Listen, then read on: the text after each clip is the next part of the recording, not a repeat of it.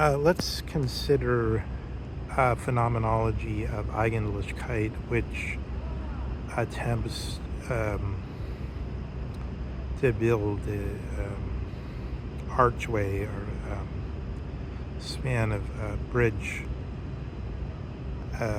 which will take us from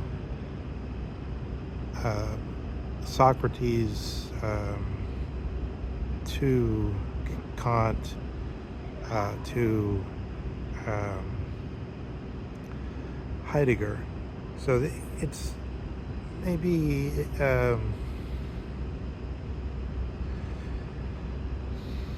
maybe one should say there's split the material and say there's this chronology of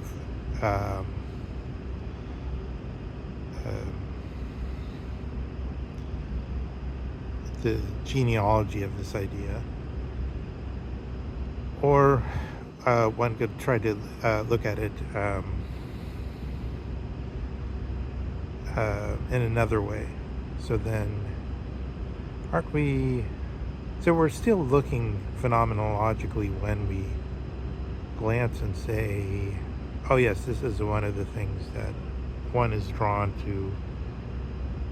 to ask about, and that's the chronology of this, the chronology of the genealogy, and in addition the etiology probably of this subject. But so when we ask this about Eigentlichkeit, it means just that that our actual experience of the subject matter would have to come in some way, and then this question of whether what its physis is or what its nature is has been envisaged sufficiently, so that we could say we understand what the subject matter is. And then I say it's questionable, so for instance with Eudaimonia. So we have Eudaimonia in I guess not just Plato, but with Aristotle also. But then it comes down through the tradition. And this question arises: is the tyrant Dionysius at Syracuse Eudaimonia? And Plato said, oh no, Socrates is Eudaimonia. But that doesn't give enough detail. So I think a good detailed sign of what Eudaimonia implies is, say there's a time for somebody has to get an inheritance and the tyrant is involved.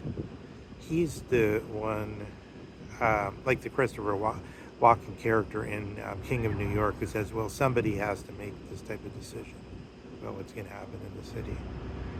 And then as the tyrant, he says, isn't it better to be the one making this decision than not? And then Socrates' argument is, well, when we're talking about Eudaimonia like this, we should remember it's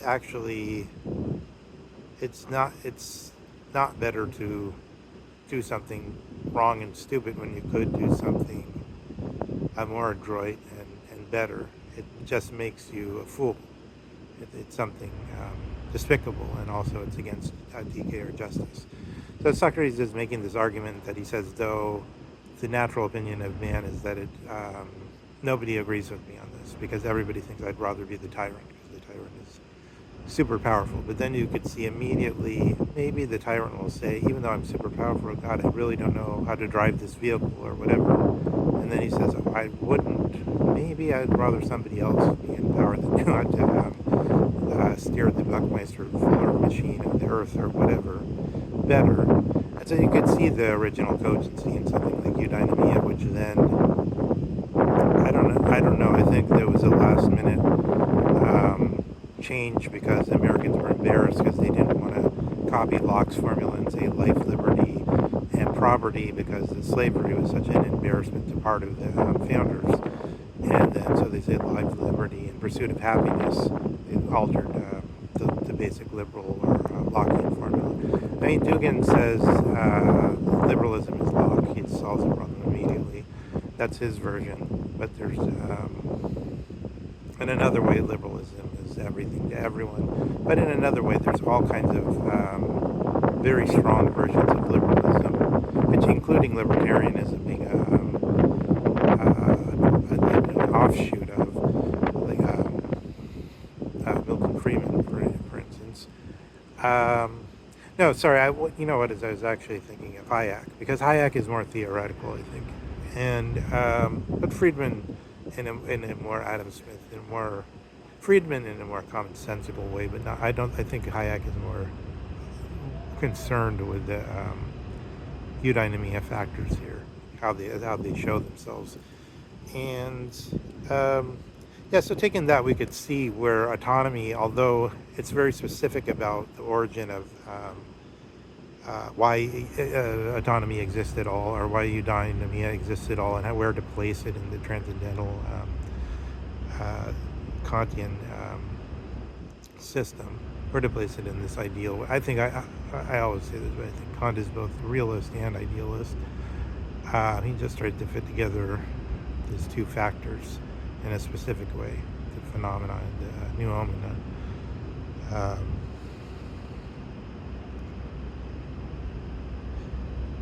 I felt I was debating whether I should mention Rudolf Otto, because at one point, because every time people talk about the numinous or the Eudaimonia, then this is a thing that, since I know it as a piece of trivia, I could throw in, but then I'm just thinking it's not really relevant, but then why not just look at it for a second anyway.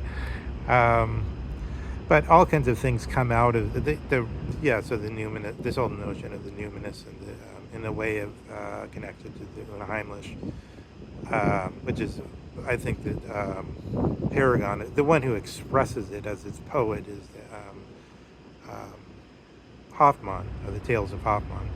But it's also what Heidegger uses to replace Dasein, Greek Dasein. He replaces it with the Unheimlichkeit, so-called uncanniness. But so we get this autonomy version, and then we get the Eigentlichkeit, and there is a chronological motion there. So then I'll leave it with this. Here's the kind of a way to schematize that. Is it's said that from Athens until like early modernity, people acted as though gathering the general opinion of mankind and getting it corrected in terms of its eudaimonia. The general opinion of mankind can reach that correct position, and it only needs just a little bit of perfection over and above that. You have something there, it's almost good enough, but just perfected. And then you start to get the view that you have something there, you're getting by with it, and you can gamble on modifications. But then, so that's the current regime, and the liberal regime is under that dispensation. And that corresponds to the accelerationism in a great way. Maybe not. Maybe acceleration is a type of that greater principle. Maybe not. I don't know how to deal with it.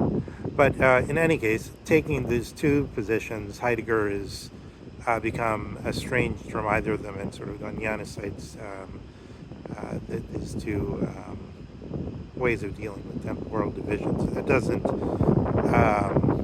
we can't take that as just, so we should take that phenomenologically. We shouldn't take that as like a formula that says this is how Heidegger understands the Seinfrage or the being question, but it's just a way of stating that situation.